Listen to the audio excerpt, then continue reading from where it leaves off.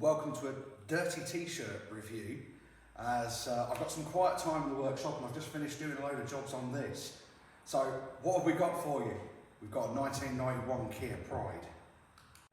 So why have we bought this piece of magnificence? Well, first of all, it was cheap, quite cheap. Second of all, we intend to use it as a workshop runaround and take it to things like Festival of the Unexceptional. But its main selling feature for us, it's a van. So just a smidgen of history on these. For our international audiences, you may recognise this as a Ford Festiva or as a Mazda 121. Now, this one is the GL model and it is fitted with the 1.3, which is producing around, I'd say 70 brake horsepower or so. And to be quite honest, in its 20 odd years that it's been around, it doesn't feel like it's actually lost a lot. So, testament to the fact that it's got quite a nice little engine and the fact it only has 30,000 miles on the clock. For those who are in the UK and are interested, obviously the plates are on display, feel free to look up the MOT history. We couldn't pass this up. It's a bit weird, you don't see many of them around anymore. It's pretty much bulletproof, and the only major job that I've had to do so far was, which I'm very grateful to have the workshop lift for, the gear stick. Common fault on these, doesn't matter if it's Kia, Mazda or Ford, it's a common problem, and that is the gear stick. Basically you can move it side to side and you can't find the gears properly, and honestly it felt like I was trying to shake hands with a cat. Fact of the matter is, it's only a couple of bushings and I replaced those, and I also added a couple of fibre washers to either end of the bolt as well, just to make it quite nice and tight. And I'm pleased to report that's now fixed. Some of the other things that we've got to do on this, we're going to do a complete brake overhaul. You know, she's getting on, she kind of needs it. We're going to do a full engine service as well. All the filters, fluids, spark plugs, HT leads, distributor cap, the whole works. What I will do is I will take us on a quick look at the inside, and then hopefully when I've done a few bits and pieces here and there that I really want to do, including a full proper mop and polish as well, and to get all that black stuff that's down the side off, which comes off relatively easy. Then, when we have more light, we'll be doing a drive review of the car. So, we'll start the tour off in the rear here, and as you can see, being that it's a van, no rear seats. A couple of things have been added to it. I'm fairly sure that this cage business is not original to it, as it seems, I don't know, maybe a little on the shoddy side. I could, however, be wrong. That could be factory. The wooden shelf, however, is definitely aftermarket. I can't imagine that Kia, Mazda, Ford would have really put in a wooden shelf. But that thing looks like it's going to be infinitely helpful. The payload area, which was the back seats and boot, it can take a maximum of 300 kilograms.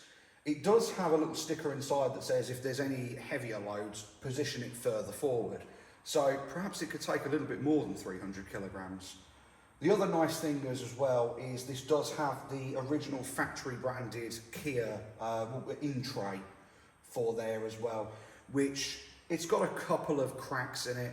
You know, it's over 25 odd years old, so it's going to have a few cracks. It's going to be a little bit on the brittle side, but it hasn't been abused massively, and it's still here, which is a bonus.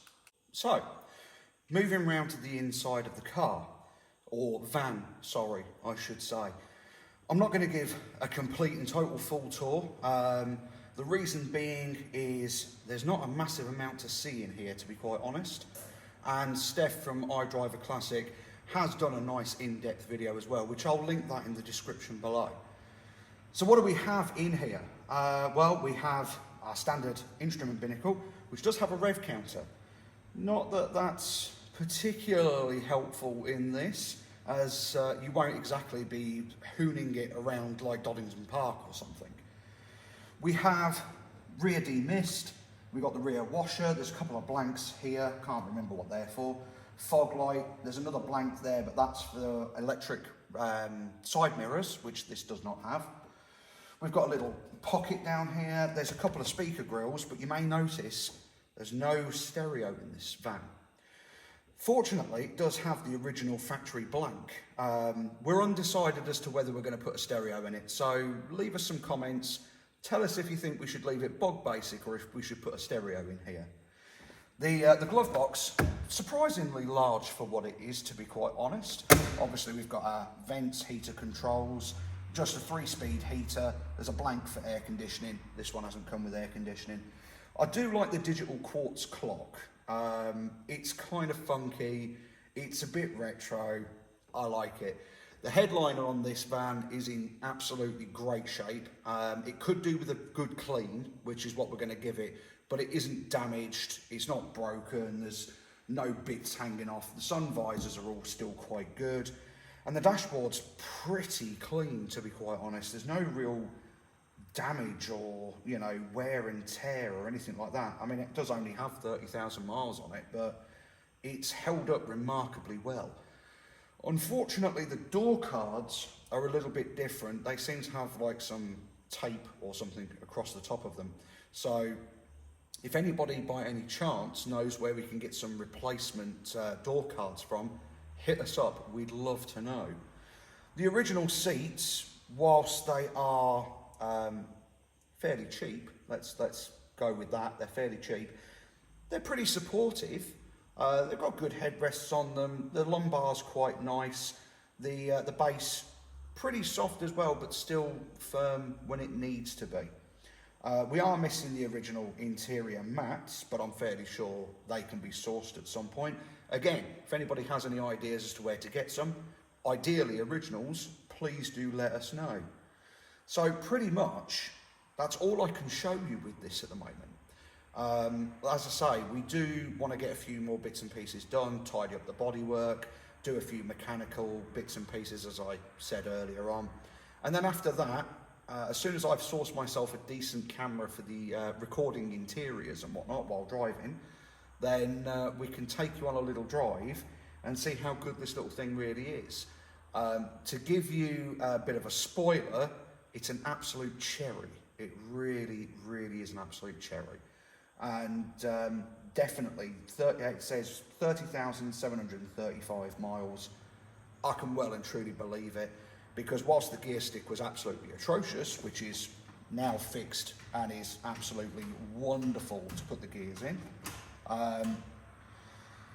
that was the only real wear and tear. I would go to the extent of saying potentially, I have no evidence to back it up, but potentially the brakes on this are the originals. They won't be for very long, neither will the tyres. The tyres are also being changed. So yeah, that's a little walk around of our new workshop van. Thank you very much for watching. Again, comment, subscribe, things like that. We'd love to hear your comments and whatnot about the van and your ideas and suggestions for what we should do. Please don't tell us to burn it and things, because we're actually quite attached to it. And I'll leave that link to Steph's video in the description on this as well. So yeah, thanks very much for watching, and we'll catch you very soon.